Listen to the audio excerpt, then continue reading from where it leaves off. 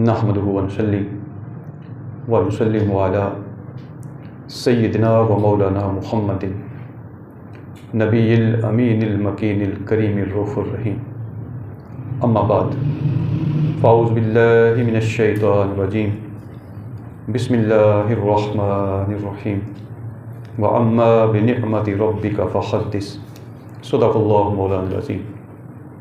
اللہم صلی علی سیدنا و مولانا محمد وعلی آلہ وصحبہ وبارک وسلم۔ مولایا صلی وسلم دائما ابدا علی حبیبک خیر الخلق کلہم محمد سید الکونین والثقلین والفریقین من عرب و من عجم۔ حاضرین گرامی،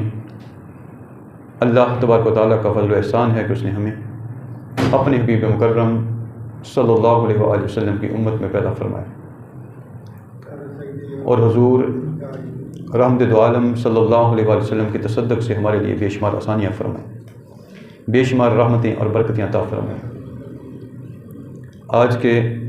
جمعۃ المبارک میں ہم جشن میلاد النبی صلی اللہ علیہ وآلہ وسلم احادیث کے استدلال کی روشنی میں دیکھیں گے۔ اس حوالے سے 9 احادیث ہیں، لیکن جتنا اللہ کو منظور ہوا اور وقت نے اجازت دی اس کے مطابق ہم اس پر بات کریں گے۔ قرآن مجید فرقان حمید میں اللہ تبارک و تعالیٰ نے ارشاد فرمایا وَأَمَّا بِنِعْمَةِ رَبِّكَ فَحَدِّثْ، اور اللہ کی نعمت ملنے پر اس کا خوب چرچا کریں، یعنی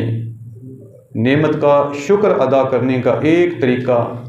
اللہ کی نعمت کا اظہار کرنا ہے اور اس کا ذکر کرنا ہے اور اس کا چرچا کرنا ہے، تاکہ لوگوں کو یہ معلوم ہو جائے کہ اس بندے کو یا اس قوم کو، اس امت کو اللہ تعالیٰ نے یہ نعمت عطا فرمائی۔ تو جب اللہ تعالیٰ چاہتا ہے کہ نعمت کا چرچا کیا جائے تو پھر یقیناً ہمارے لیے جو دنیا کے اعتبار سے نعمتیں ہیں، ان میں سب سے بڑی نعمت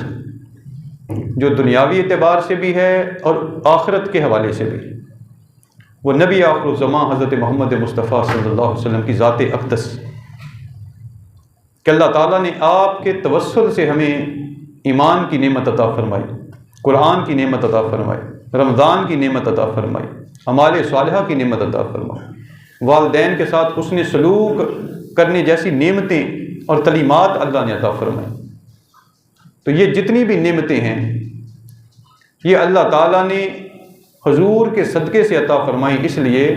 ان ساری نعمتوں کا اصل سبب حضور کی ذات ہے۔ تو اس لیے حضور تاجدار کائنات صلی اللہ علیہ وسلم کے عطا ہونے پر، آپ کی بعثت پر، دنیا میں تشریف لانے پر، آپ کی ولادت پر جتنی خوشیاں ہو سکیں وہ منائی جانی چاہیے، لیکن یہ بات طے ہے کہ اس میں کوئی غیر شرعی کام نہیں ہونا چاہیے۔ نعمت پر خوشیاں منائی جائیں، جشن منایا جائے، تحدیث نعمت جو ہے وہ کیا جائے، لیکن غیر شرعی کام اس پر نہیں ہونا چاہیے، جو کہ افسوس کے ساتھ آج کل بہت سے رواج پا گئے،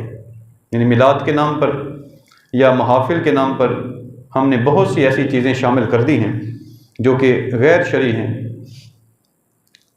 تو احادیث میں حضور تاجدار کائنات صلی اللہ علیہ وآلہ وسلم نے مختلف حوالوں سے کچھ دن منانے کا اہتمام کیا، ان کے ذکر کا اور ان کی اہمیت کو آپ نے بتلایا۔ اس میں پہلا عمل یوم عاشورہ، عاشورہ کا دن، یہ حضور تاجدار کائنات صلی اللہ علیہ وسلم جب تشریف لائے مدینہ پاک میں، اس حدیث کو امام بخاری نے الصحیح میں روایت کیا، امام مسلم نے روایت کیا اور دیگر محدثین نے روایت کیا۔ اور حضرت ابو موسیٰ اشعری اس کے راوی، آقا صلی اللہ علیہ وسلم وہ فرماتے ہیں، حضرت ابو موسیٰ اشعری رضی اللہ تعالیٰ کہ یوم عاشوراء کو یہود روزہ رکھا کرتے تھے اور اپنے عید کے دن کے طور پر مناتے تھے۔ یوم عاشوراء کو یہود یوم عید شمار کرتے تھے۔ حضور نبی اکرم صلی اللہ علیہ وسلم نے فرمایا کہ تم ضرور اس دن روزہ رکھا کرو، یعنی عاشوراء کا روزہ آقا صلی اللہ علیہ وسلم نے تاکیداً فرمایا کہ تم ضرور اس دن کا روزہ رکھا کرو۔ اور یہی وجہ ہے کہ بعض ائمہ نے اس سے وجوب لیا ہے کہ اولاً عاشوراء محرم کا روزہ مسلمانوں پر واجب تھا، پھر اللہ تعالیٰ نے رمضان کے روزے فرض کر دیے، جس سے اس کا وجوب ساقط ہو گیا اور منسوخ ہو گیا یہ امر۔ لیکن فضیلت کے اعتبار سے اور نفلی روزے کی حیثیت سے وہ قائم ہے۔ اور صحیح مسلم میں جو الفاظ ہیں وہ یہ ہیں کہ یہود یوم عاشوراء کی تعظیم کرتے تھے اور اسے عید کے طور پر مناتے تھے۔ بس حضور نبی اکرم صلی اللہ علیہ وسلم نے حکم دیا، یعنی مسلمانوں کو حکم دیا کہ تم بھی اس دن روزہ رکھا کرو۔ اب وہ دن تو ظاہری طور پر یہودیوں کے ساتھ منسوب تھا اور یہودی قوم نے اسے اپنی عید بنایا ہوا تھا۔ اس کا مطلب یہ ہے کہ اگر کوئی بھی اچھی رسم، اچھا رواج یا اچھا کام کسی قوم میں پایا جاتا تو آقا صلی اللہ علیہ وسلم اس کو اپنانے کا حکم دیتے۔ اب اگر عاشوراء کا روزہ یہودی رکھتے تھے اور اسے عید کے دن کے طور پر مناتے تھے، خوشیاں مناتے تھے، تو اس حوالے سے امام طحاوی اس حدیث کو بیان کرنے کے بعد فرماتے ہیں کہ حضور نبی کریم صلی اللہ علیہ وسلم نے یوم عاشوراء کا روزہ رکھنے کا حکم صرف اس لیے دیا تھا کہ یہود اس دن روزہ رکھتے تھے۔ اب اس سے یہ بات ثابت ہوتی ہے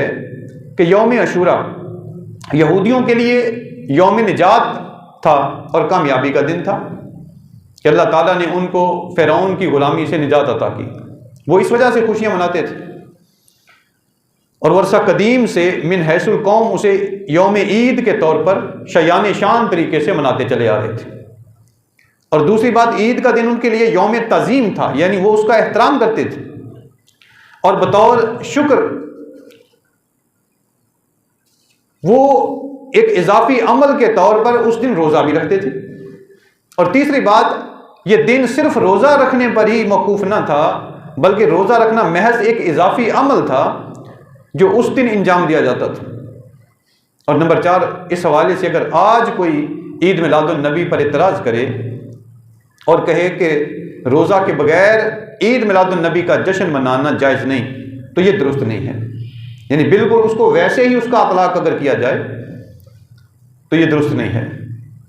تو اس سے یہ بات ثابت ہوتی ہے کہ اگر یہودی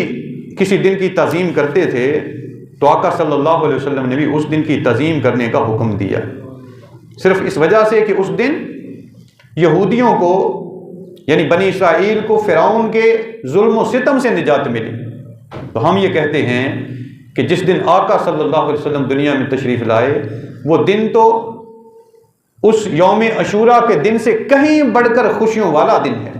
اور نجات والا دن ہے کہ اللہ تعالیٰ نے ہمیں دنیا کے جو کفار تھے، مشرکین تھے، ان کے سردار تھے، جو بادشاہ تھے، ان کے ظلم و ستم سے دنیا میں ہمیں نجات عطا فرمائے، اور ایمان کے ذریعے اللہ تعالیٰ نے ہمیں آخرت کی بھی نجات عطا فرمائے، یا اس کا اللہ تعالیٰ نے طریقہ ہمیں عطا فرمایا۔ تو اس وجہ سے حضور رحمت دو عالم صلی اللہ علیہ وسلم کا ولادت کا دن اور بھی زیادہ عید کے طور پر منائے جانے کا مستحق ہے، جشن کے طور پر منائے جانے کا مستحق ہے۔ پھر اسی طرح یوم موسیٰ منانے سے جو ہے وہ استدلال کیا ہے، اور اس حدیث کو حضرت عبداللہ ابن عباس رضی اللہ تعالیٰ عنہ نے صحیح بخاری میں روایت کیا۔ آپ فرماتے ہیں کہ حضور نبی کریم صلی اللہ علیہ وسلم جب مدینہ تشریف لائے تو آپ نے دیکھا کہ یہودی یوم عاشوراء کا روزہ رکھتے ہیں۔ آپ نے ان سے اس دن روزہ رکھنے کی وجہ پوچھی، سبب دریافت کیا، تو انہوں نے جواب دیا کہ یہ دن ہمارے لیے متبرک ہے، یہ وہ مبارک دن ہے جس دن اللہ تعالیٰ نے بنی اسرائیل کو ان کے دشمن یعنی فرعون سے نجات دلائی۔ پس حضرت موسیٰ علیہ السلام نے اس دن روزہ رکھا۔ آپ نے فرمایا، نبی اکرم صلی اللہ علیہ وسلم نے فرمایا، تم سے زیادہ موسیٰ کا حقدار میں ہوں، تم سے زیادہ موسیٰ کا حقدار میں ہوں۔ چنانچہ آپ صلی اللہ علیہ وسلم نے اس دن روزہ رکھا اور صحابہ کو بھی اس دن روزہ رکھنے کا حکم دیا۔ اب دیکھیں، موسیٰ علیہ السلام کو اللہ تعالیٰ نے ہزاروں سال پہلے نجات عطا فرمائی ان کی قوم کو۔ اب کوئی کہہ سکتا تھا کہ نبی اکرم صلی اللہ علیہ وسلم کے ساتھ ظاہری طور پر کیا مناسبت ہے اس عمل کی، لیکن مناسبت ہے اس لیے کہ اللہ کے بندوں کی نسبت جس چیز کے ساتھ ہو جاتی ہے وہ عام نہیں رہتی، وہ خاص بن جاتی، اس کی اہمیت بڑھ جاتی۔ لہذا نبی اکرم صلی اللہ علیہ وسلم نے بھی یوم عاشوراء کا خود بھی روزہ رکھا اور روزہ رکھنے کا حکم بھی دیا۔ اس کا مطلب یہ ہے کہ اگر حضرت موسیٰ علیہ السلام کو نجات ملی اور انہوں نے روزہ رکھا اس نسبت سے کہ ان کو نجات ملی، تو اس نسبت کو حضور تاجدار کائنات صلی اللہ علیہ وسلم نے اپنے لیے بھی اہم سمجھا، اور آقا صلی اللہ علیہ وسلم نے بھی روزہ رکھا اور روزہ رکھنے کا حکم دیا، یعنی اس نسبت کو اور اس واقعے کو یاد رکھا، اس کی یاد تازہ رکھنے کے لیے آپ نے یہ عمل مبارک کیا۔ تو اس لیے اگر آج ہم میلاد النبی صلی اللہ علیہ وسلم مناتے ہیں اور یوم میلاد منا کر اس کی یاد تازہ کرتے ہیں، اور حضور رحمت دو عالم صلی اللہ علیہ وسلم کی ولادت کے وقت جو غیر معمولی کام ہوئے، جو معجزے رونما ہوئے، جو خارق عادت واقعات رونما ہوئے، اور پھر حضور رحمت دو عالم صلی اللہ علیہ وسلم کی سیرت کے احوال بیان کرتے ہیں، تو اس کو کوئی غلط کیسے کہہ سکتا ہے؟ تو اس لیے اس حدیث پاک کی روشنی میں، اور ایک روایت جو ہے اس میں حضرت حضور نبی اکرم صلی اللہ علیہ وسلم کے حوالے سے یوم عاشوراء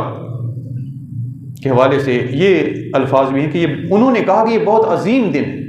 حضور کی بارگاہ میں آقا صلی اللہ علیہ وسلم نے جب ان سے پوچھا تو انہوں نے کہا کہ یہ بہت عظیم دن ہے کہ اللہ تعالیٰ نے اس میں موسیٰ اور ان کی قوم کو نجات عطا کر، جبکہ فرعون اور اس کی قوم کو غرق کیا۔ تو حضرت موسیٰ علیہ السلام نے شکرانے کے طور پر اس دن روزہ رکھا۔ اس حدیث کو امام مسلم نے صحیح میں روایت کی۔ تو اس سے ہم اندازہ کر لیں کہ حضور تاجدار کائنات صلی اللہ علیہ وسلم نے حضرت موسیٰ علیہ السلام کو نجات ملنے پر خود بھی روزہ رکھا اور روزہ رکھنے کا حکم بھی دیا۔ تو حضور کی آمد، حضور کی ولادت اور حضور کی پیدائش پر ہم خوشیاں کیوں نہ منائیں؟ اسی طرح حضور تاجدار کائنات صلی اللہ علیہ وسلم نے اس دن کی مناسبت سے اپنے لیے اس دن کو اہم سمجھا اور اپنی سنت قائم کر دی۔ یوم موسیٰ کو منانے کی سنت نبی اکرم صلی اللہ علیہ وسلم نے قائم فرما دی۔ تو نبی اکرم صلی اللہ علیہ وسلم کا میلاد تو اس سے کہیں بڑھ کر منائے جانے کا حقدار، حضور کی نسبت والا دن، اس سے بڑھ کر عظیم دن کون سا ہو سکتا ہے کہ حضور دنیا میں تشریف لائے، اور حضور دنیا میں تشریف لائے تو آپ کی سیرت بنی، آپ کی سنت قائم ہوئی، اور ہمیں یہ اللہ تعالیٰ نے قرآن و سنت کی تعلیمات عطا فرمائے۔ پھر اسی طرح اس حدیث پاک سے حافظ ابن حجر اسقلانی رحمۃ اللہ علیہ جو بہت بڑے محدث ہیں، انہوں نے اس سے جو استشہاد کیا، جو ثابت کیا، اس کو امام جلال الدین سیوطی رحمۃ اللہ علیہ لکھتے ہیں، ان کے استدلال کو فرماتے ہیں کہ شیخ الاسلام حافظ العصر ابو الفضل ابن حجر سے میلاد شریف کے حوالے سے پوچھا گیا تو آپ نے اس کا جواب یوں دیا کہ میرے نزدیک یوم میلاد النبی منانے کی اساسی دلیل وہ روایت ہے جسے صحیحین میں روایت کیا گیا، جو بھی پڑھی، جو بخاری و مسلم کی روایت ہے کہ حضور نبی اکرم صلی اللہ علیہ وسلم مدینہ تشریف لائے تو آپ نے یہود کو عاشوراء کا دن روزہ رکھتے ہوئے پایا، تو آپ صلی اللہ علیہ وسلم نے ان سے پوچھا ایسا کیوں کرتے ہو؟ اس پر وہ بولے کہ اس دن اللہ تعالیٰ نے فرعون کو غرق کیا اور موسیٰ کو نجات عطا فرمائی۔ سو ہم اللہ تعالیٰ کی بارگاہ میں شکر بجا لانے کے لیے اس دن کا روزہ رکھتے ہیں۔ اس حدیث مبارکہ سے ثابت ہوا کہ اللہ تعالیٰ کی طرف سے کسی احسان و انعام کے عطا ہونے یا کسی مصیبت کے ٹل جانے پر کسی خاص دن اللہ تعالیٰ کا شکر بجا لانا اور ہر سال اس دن کی یاد تازہ کرنا، یہ مناسب تر عمل ہے، یہ بہتر عمل ہے۔ یہ نبی کریم صلی اللہ علیہ وسلم نے اس پر اعتراض نہیں کیا، منع نہیں فرمایا کہ یہ دن تو ان کا ہے، یہودیوں کا دن ہے، تم کیوں مناتے ہو، یہ منع نہیں فرمایا، بلکہ آپ نے خود بھی روزہ رکھا اور روزہ رکھنے کا صحابہ کو حکم دے کر آپ نے اس دن کو پسندیدگی عطا کر دی، پسندیدگی کی سند عطا کر دی کہ یہ دن جو ہے وہ ہمارے لیے بھی پسندیدہ دن ہے، اچھا دن ہے، اور ہمیں بھی یہ دن جو ہے وہ ہر سال اسی طرح منانا چاہیے۔ تو اس لیے اگر میلاد مصطفیٰ صلی اللہ علیہ وسلم کا دن ہر سال منایا جاتا ہے تو شرعاً اس میں کوئی قباحت نہیں ہے جب تک کہ کوئی غیر شرعی عمل اس میں نہ کیا جائے۔ پھر اسی طرح حضرت نوح علیہ السلام کی یاد منانے سے استدلال کیا جاتا ہے، اور حضرت ابو ہریرہ اس کو روایت کرتے ہیں، اور مسند امام احمد بن حنبل میں یہ حدیث پاک ہے کہ جب یہود سے حضور نبی اکرم صلی اللہ علیہ وسلم نے یوم عاشوراء کا روزہ رکھنے کے بارے میں پوچھا تو انہوں نے بنی اسرائیل کی آزادی اور فرعون کی غرقابی کا ذکر کرتے ہوئے کہا، یعنی ذکر کرنے کے بعد کہا کہ یہ وہ دن ہے جس میں جودی پہاڑ پر کشتی ٹھہری، تو حضرت نوح اور موسیٰ علیہ السلام نے اللہ تعالیٰ کا شکر ادا کرتے ہوئے روزہ رکھا، یعنی ایک دوسری نسبت بیان کی اس حدیث پاک میں، یعنی یوم عاشوراء کی نسبت جو یہودیوں کے ساتھ حضرت موسیٰ کی نجات کا دن ہے وہ بھی، اور ساتھ حضرت نوح علیہ السلام جب طوفان نوح تھم جانے اور ختم ہو جانے کے بعد حضرت نوح علیہ السلام کی جودی پہاڑ پر کشتی رکی اور ٹھہری، تو وہ دن بھی چونکہ عاشوراء محرم کا دن تھا، 10 محرم کا، تو اس لیے یہودیوں نے اس کا بھی ذکر کیا کہ اس لیے حضرت نوح علیہ السلام نے شکر کے طور پر روزہ رکھا تھا، اور موسیٰ علیہ السلام نے اپنی نجات عطا ہونے پر شکر کا روزہ رکھا تھا۔ تو پس آقا صلی اللہ علیہ وسلم نے اس پر فرمایا کہ میں موسیٰ کا زیادہ حقدار ہوں اور میں اس دن روزہ رکھنے کا زیادہ حق رکھتا ہوں۔ پھر آپ صلی اللہ علیہ وسلم نے صحابہ کو بھی روزہ رکھنے کا حکم دیا۔ تو اس سے یہ بات ثابت ہوتی ہے کہ حضرت نوح علیہ السلام کی بھی نسبت حاصل ہو جائے کسی کام کو، حضرت موسیٰ علیہ السلام کی نسبت حاصل ہو جائے کسی عمل کو، تو وہ عمل ہمارے لیے بھی تعظیم کے قابل، لائق تعظیم۔ اور پھر اسی طرح تیسری روایت حضرت حضور تاجدار کائنات صلی اللہ علیہ وسلم کے حوالے سے غلاف کعبہ کا دن عید کے طور پر منائے جانے سے استدلال۔ زمانہ جاہلیت میں قریش مکہ یوم عاشوراء کا روزہ رکھتے تھے اور اس دن کو عید کے طور پر مناتے تھے۔ قریش مکہ ہجرت سے قبل حضور نبی اکرم صلی اللہ علیہ وسلم نے بھی اس دن روزہ رکھا، اور وہ اس دن کو اس وجہ سے مناتے اور اس کا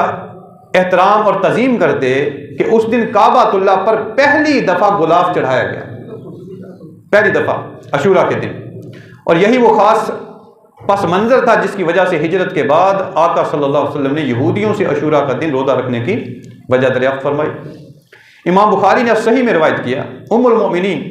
سیدہ عائشہ صدیقہ رضی اللہ تعالیٰ عنہ فرماتی ہیں کہ زمانہ جاہلیت میں قریش عاشوراء کا روزہ رکھا کرتے تھے تو رسول اکرم صلی اللہ علیہ وسلم بھی یہ روزہ رکھتے تھے، آقا صلی اللہ علیہ وسلم بھی یہ روزہ رکھتے تھے۔ اور جب پہلی دفعہ غلاف کعبہ کے ساتھ کعبہ کو ڈھانپا گیا تو اس وقت سے مکہ کے لوگوں کا یہ معمول تھا کہ پھر ہر سال وہ اس دن کی یاد مناتے اور اسے عید کے طور پر مناتے تھے، لیکن آقا صلی اللہ علیہ وسلم نے منع نہیں فرمایا کہ دیکھو یہ تو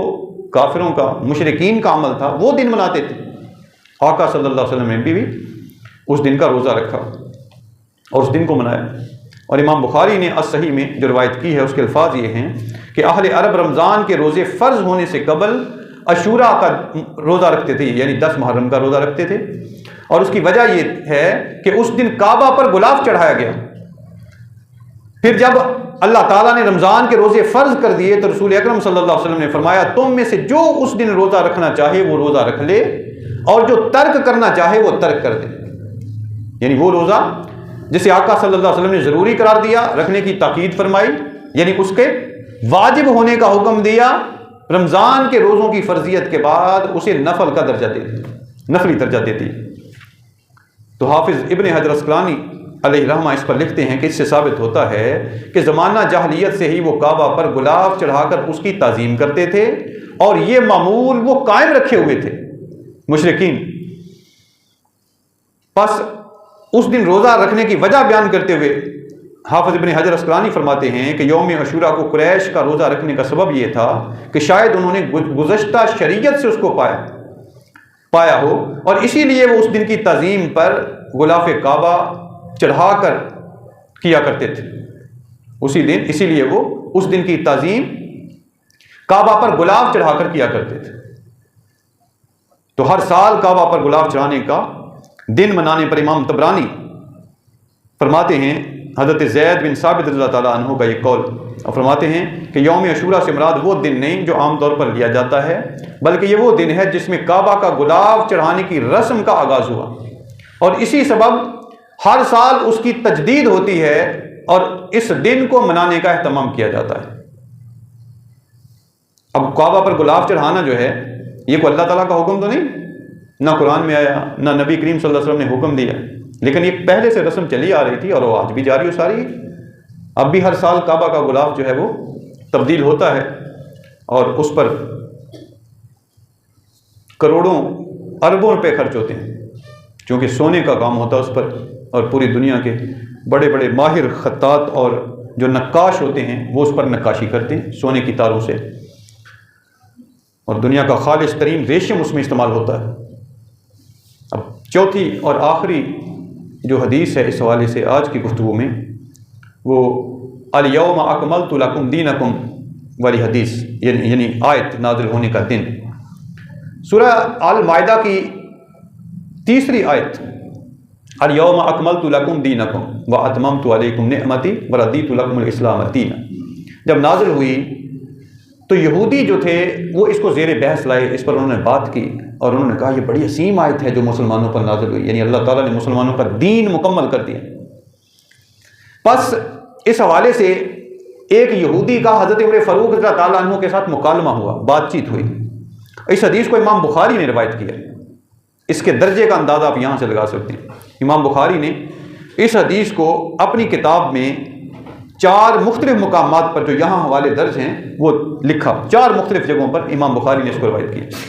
حضرت عمر فاروق رضی اللہ تعالیٰ عنہ سے روایت ہے، انہوں نے روایت کیا کہ یہودی نے ان سے کہا کہ اے امیر المومنین، آپ اپنی کتاب میں ایک ایسی آیت پڑھتے ہیں کہ اگر وہ آیت ہم گروہ یہود پر اترتی، ہم پر نازل ہو جاتی، تو ہم اس کے نزول کا دن عید بنا لیتے. قرآن کی آیت آئی ہے تو آیت کے اترنے کے دن کو ہم عید کا دن بنا لیتے، کہ اگر وہ آیت ہم پر اترتی تو ہم اس کے نزول کا دن عید بنا لیتے.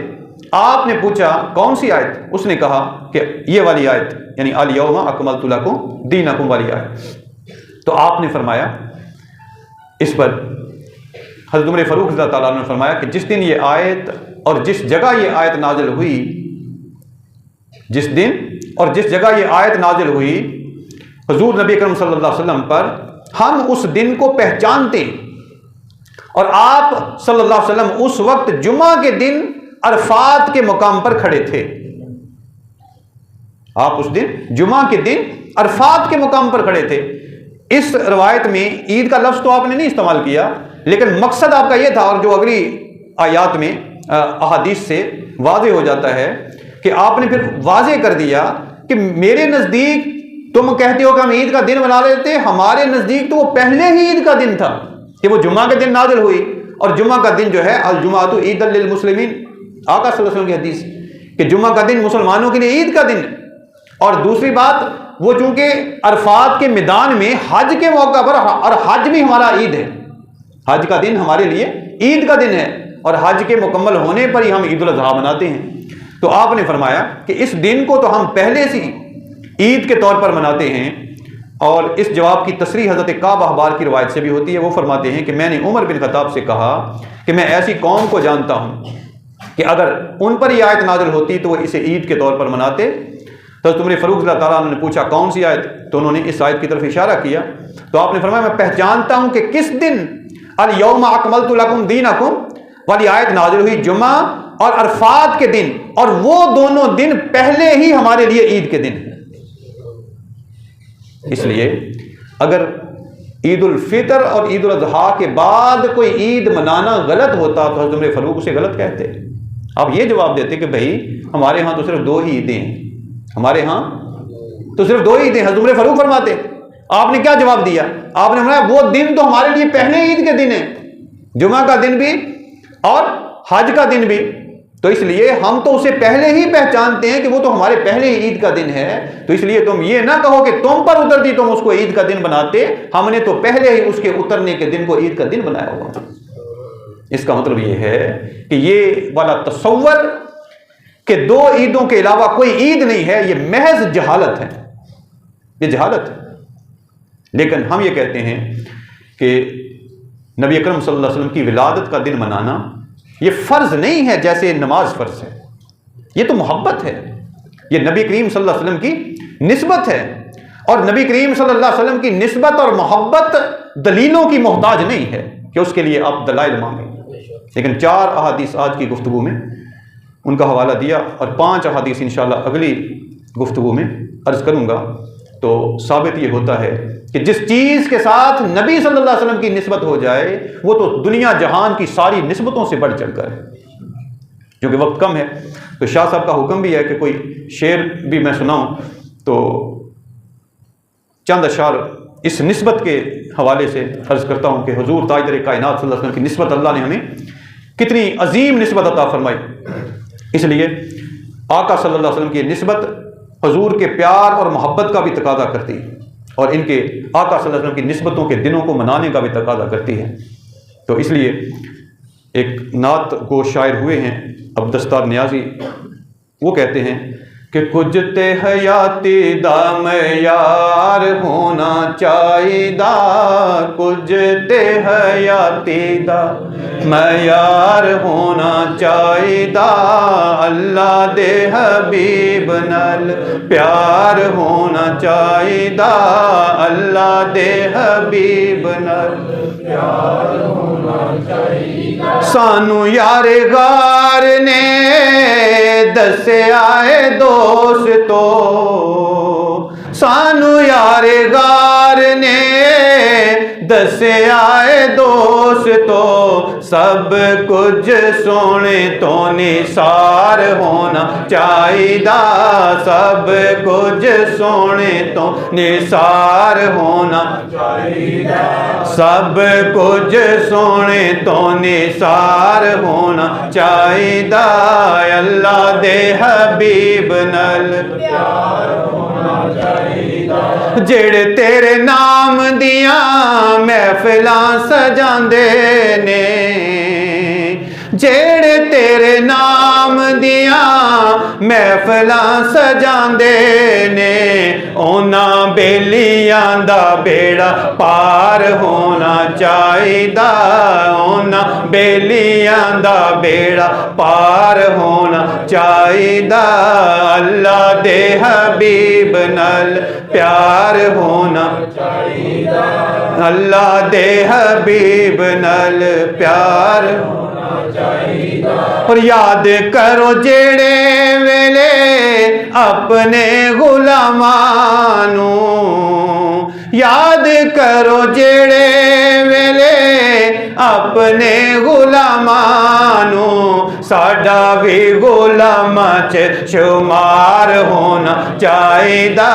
ساڈا بھی غلاماں چ شمار. ذرا بلند آواز سے مل کے پڑھ لیں، ساڈا بھی غلاماں چ شمار ہونا. یہ ایک دعا ہے اور حضور کی بارگاہ میں بھی اور اللہ کی بارگاہ میں کہ ساڈا بھی غلاماں چ شمار ہونا چاہیدا، ساڈا بھی غلاماں چ شمار ہونا چاہیدا، اللہ دے حبیب نال